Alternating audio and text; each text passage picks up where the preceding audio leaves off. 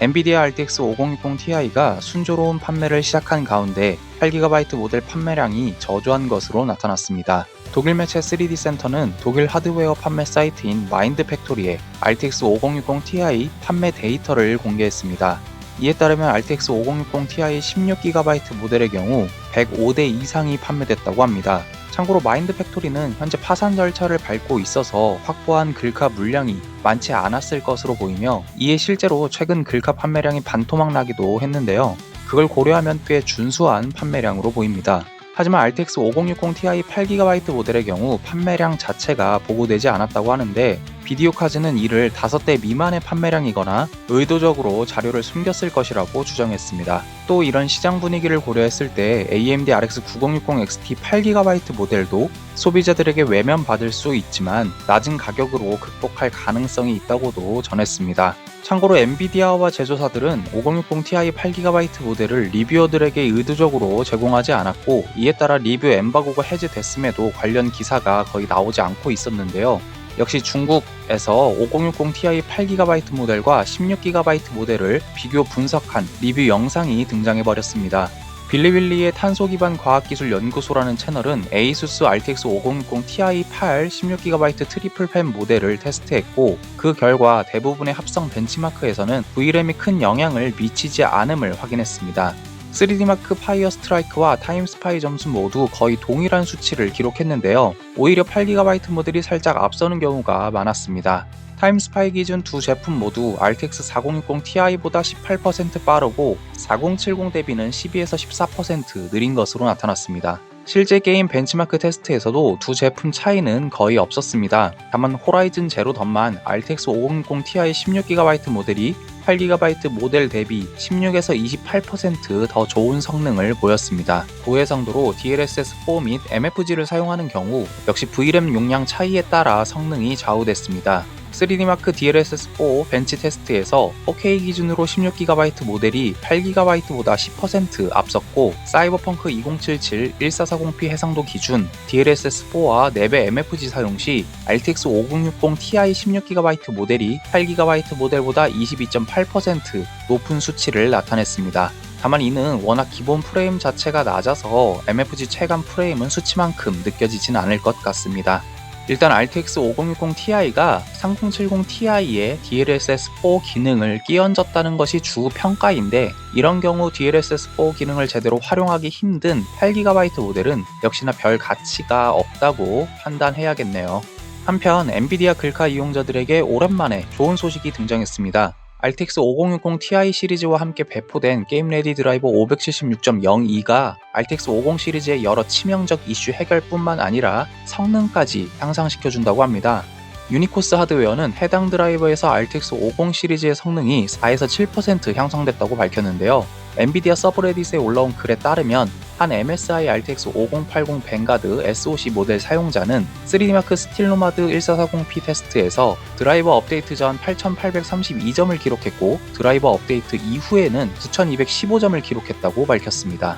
이는 성능이 약 4.3% 향상됐다는 것을 의미하는데, 놀랍게도 RTX 30, 40 그래픽 카드들도 비슷한 성능 향상이 있다고 합니다. 실제로 한 RTX 4070 Ti 슈퍼 사용자가 성능 향상에 대해 언급하기도 했습니다. 구르3D 포럼의 한 RTX 5070 이용자는 드라이버를 업데이트한 후 유효 상태 GPU 클럭이 180MHz에서 22MHz로 줄어들었다고 밝혔는데요. 그런데도 안정적으로 작동한다고 합니다. RTX 5060 Ti 역시 유효 전력 소모가 7W로 크게 개선됐다는 소식도 있습니다.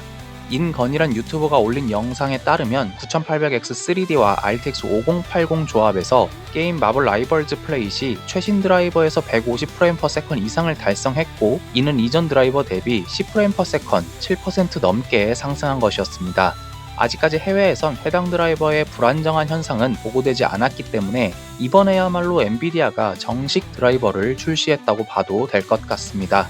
이어 AMD가 곧 출시할 RX 9070 GRE의 사양 정보가 유출됐습니다. 비디오 카즈가 입수한 정보에 따르면 RX 9070 GRE는 나비 48칩 기반이며 3072개의 스트림 프로세서를 탑재한다고 합니다. 이는 4096개인 RX 9070 XT와 비교하면 75% 수준이고 3584개인 RX 9070과 비교하면 약 85% 수준입니다. 하지만 부스트 클럭은 RX 9070보다 높은 2.79GHz가 될 것으로 알려졌으며 일부 오버클럭 모델은 그보다 높은 3GHz의 부스트 클럭을 지닐 수도 있다고 합니다. 또 약 17.1TFLOPS의 성능을 낼 것이라고 하는데요. 이때 비디오 카드가 비교군으로 제시한 RX 9070의 성능은 약 18TFLOPS입니다. 저게 어떤 기준으로 측정된 성능인지는 모르겠으나 FP32 기준으로 RX 9070의 성능은 36.13TFLOPS입니다.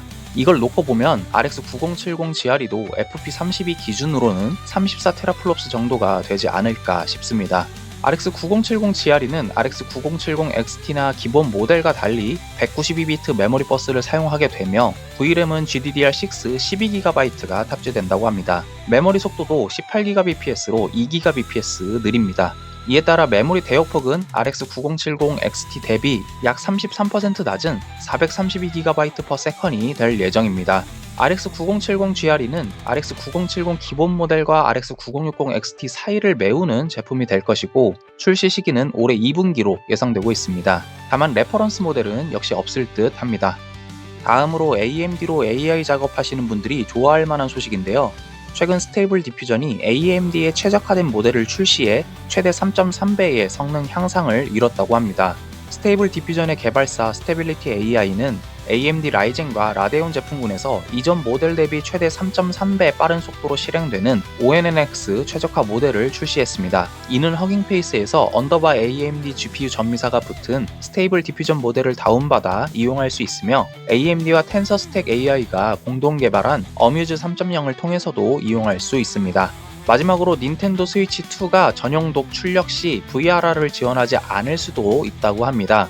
본래 닌텐도는 스위치 2를 독 또는 TV 모드로 사용 시 HDR과 VRR을 지원한다고 홍보했었는데요. 이 문구가 미국 및 캐나다 웹사이트에서 삭제됐다고 합니다. 현재는 HDR과 120fps의 프레임 속도를 지원한다는 문구만 남아있다고 하네요.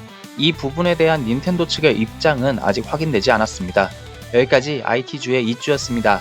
시청해주셔서 감사합니다.